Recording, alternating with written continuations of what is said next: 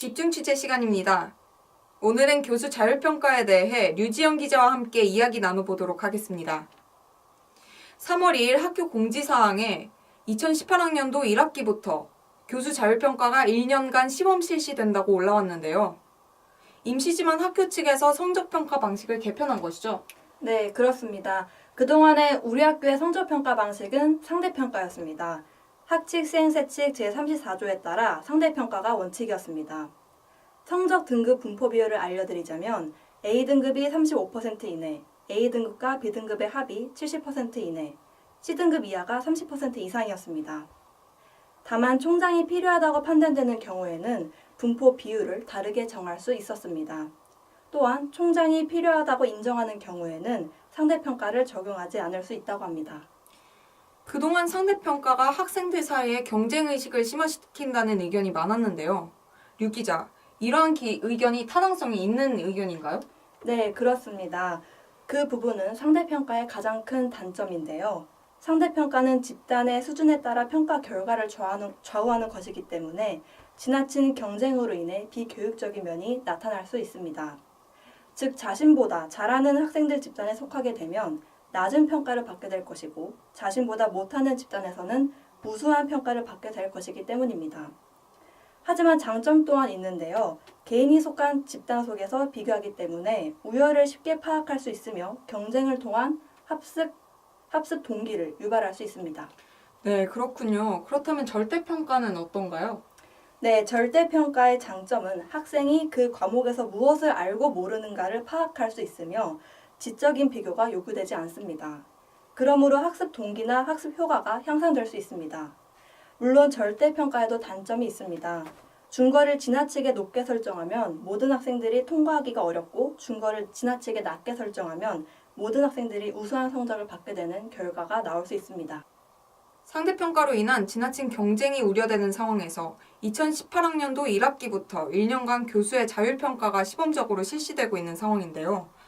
학적팀이 게시한 홈페이지 공지사항에서 보면 전인교육의 정신에 입각한 미래의 교육 환경의 구축의 일환으로 성적평가를 유연화하기 위해 교수 자율평가를 1년간 시범 실시하고 시범 운영 실시 후 새로운 평가 제도의 문제점 및 개선 방안에 따라 성적평가 제도가 변경될 수 있다라고 나와 있습니다. 시행 기간은 계절학기 포함한 2018학년도 제1에서 2학기, 즉 1년간입니다. 대상은 학부 전체 교과목이며 성적평가 방법은 말 그대로 교수의 자율평가입니다. 상대평가 또는 절대평가가 가능한데 나눔 리더십과 고전 읽기와 글쓰기 과목에서는 모두 절대평가를 실시한다고 합니다. 네, 저희는 해당 공지사항을 읽고 추가적으로 궁금한 점이 생겨 학적팀과 서면 인터뷰를 진행했습니다. 우선 교수 자율평가가 이번 학기부터 1년간 시범 실시된 배경이 김혜숙 총장님의 성적평가 유연화 공약과 관련된 것인지를 물어봤습니다.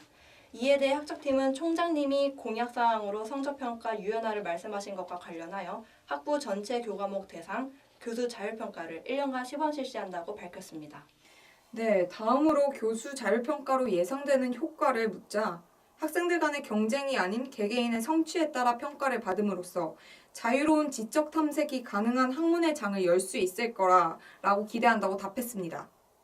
끝으로 학적팀은 새로운 제도가 안정적으로 시행될 수 있도록 실행 과정에서 발생하는 어려움과 문제점을 지속적으로 파악하고 단과대학과 소통해 개선 방안을 모색할 방침이라고 밝혔습니다. 교수 자율평가에 대한 학교 측의 의견을 들어봤습니다. 저희는 교수 자율평가를 직접 시행하는 교수님의 입장 또한 인터뷰를 통해 들을 수 있었는데요. 권순달 교수님과의 인터뷰 영상 잠시 보도록 하죠. 네, 맞습니다. 그 과목을 가르친 교수가 스스로 평가 기준을 결정하는 평가라고 할 수 있습니다. 그러므로 이제 교수님들도 평가의 기준을 설정하는데 고민을 해야 할 것입니다. 어떤 평가 기준을 선택하는 것도 중요하지만 그 이전에 평가, 즉 성적 부여를 위한 다양한 방법으로 타당한 증거 자료를 수집하는 것이 더 중요하다고 생각됩니다.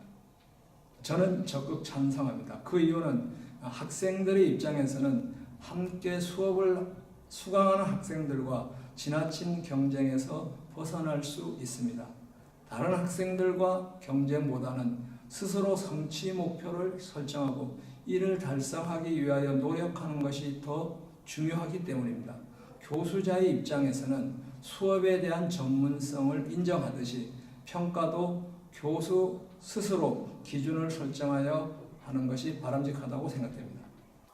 절대평가와 상대평가 모두 각각의 장단점이 있지만 1년간 시범 실시되는 교수 자율평가가 학교 측에서 기대하는 바와 같이 학생들이 성적이 아닌 배움을 통한 공부를 할 수 있게 되길 기대합니다. 1년이 지난 후 이 자리에서 다시 교수 자율평가를 되짚어 볼 때 긍정적인 평가를 할 수 있었으면 좋겠습니다. 지금까지 집중 취재의 김우정, 류지연 기자였습니다. 감사합니다.